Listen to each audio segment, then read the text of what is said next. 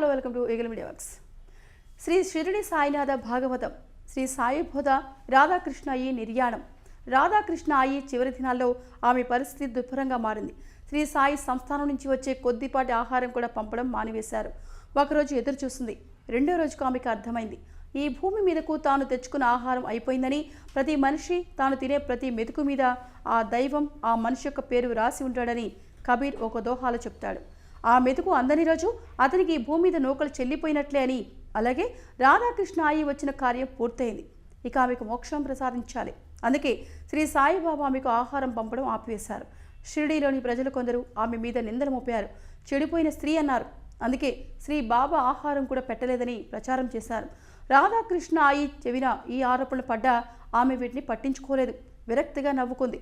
ఒక మహత్కార్యాన్ని సాధించిన తనలాంటి ధైర్యవంతురాలైన స్త్రీకి ఈ పురుషాధిక్య సమాజం ఈ రీతిన బహుమానంగా ఈ నిందలనిచ్చింది. మానవ నైజమే అంత.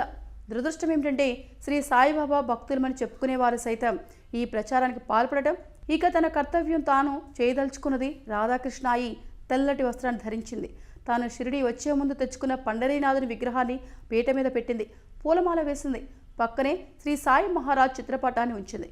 ఎదురుగా పద్మాసనం వేసుకుని నిశ్చల సమాధి స్థితిలోకి వెళ్ళిపోయింది. ఆమె అంతరంగం ప్రశాంతంగా ఉంది. ఎక్కడో సుదూర తీరాల నుంచి శ్రీ సాయినాథుని మృదుమధుర కంఠస్వరంతో ఆయి, రాధాకృష్ణ అయ్యి అని పిలుస్తున్న పిలుపు హృదయానికి తాకుతోంది. భృకుటి మధ్య శ్రీ సాయిబాబా నిలిచి ఉంది. రాధాకృష్ణ అయ్యి మొదటిసారిగా ఆ పండరీనాథుని విగ్రహంతో నా పాదాలకు నమస్కరించినప్పుడే నేను గుర్తించాను, నీవు మొదటి భక్తికి ప్రతిబింబానివి. ఆనాటి మీరాబాయి వంటి నిష్కల్మష భక్తినిది. దైవాన్ని తన నాథుడిగా భావించిన మీరాబాయి లాగానే నీవు కూడా నన్నే సర్వస్వంగా భావించావు. నీ రాధాకృష్ణుని నాలో దర్శించావు. నాకది తెలుసు. శ్రీ సాయిబాబా వాక్కు అలా సాగిపోతోంది.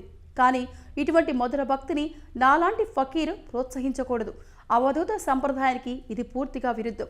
నేనే కనుక నీలో ఉన్న భక్తిని గుర్తించి గౌరవించి ప్రోత్సహిస్తే మరెందరో స్త్రీలు ఆ మార్గంలో నా సేవకు వచ్చే ప్రమాదం ఉంది. వారిలో అందరూ నీలా నిశ్చల భక్తితో ఉండరు. కపట భక్తి పరులు, విశృంఖల వ్యక్తిత్వము ఉన్నవారు ఉంటారు. అందుకే ఆ పద్ధతినే వద్దనుకొని నిన్ను దూరంగా ఉంచాను. నీలోని దృఢదీక్ష తత్పరతను కూడా గుర్తించినట్లే ఉండిపోయాను. నీవు త్రికరణ శుద్ధిగా నన్ను కొలిచావు, సందేహం లేదు. నా తిట్లు, నా రాళ్ల దెబ్బలు కూడా నీవు దీవెనలుగా భావించావు. మోక్షానికి సోపానాలుగా అనుకున్నావు. నేను కోరిన శ్రద్ధ, సబూరి అనే 2 దక్షిణలను నిష్కామంగా నాకు సమర్పించావు. నీ శరీర సంబంధమైన జన్మాంతర పాపాలను నేను ప్రక్షాళన చేశాను.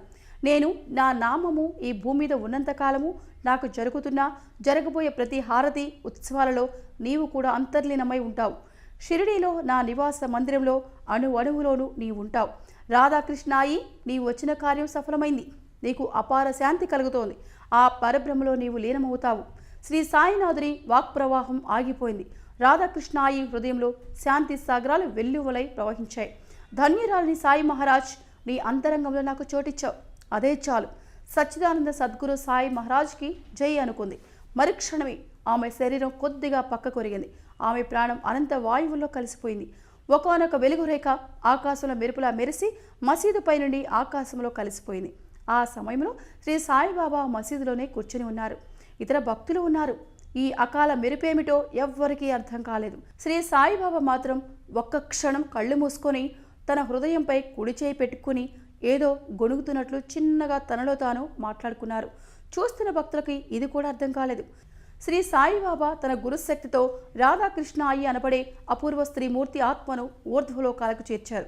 వామన్ రావు పటేల్ ద్వారా రాధాకృష్ణ అయ్యి అంతిమ సంస్కారం రేపు. సర్వం శ్రీ దత్తకృప. సో ఈ వీడియో కనుక మీకు నచ్చినట్లయితే లైక్ చేయండి, షేర్ చేయండి, కామెంట్ చేయండి అండ్ సబ్స్క్రైబ్ చేయండి. Thanks for watching eagle Media works.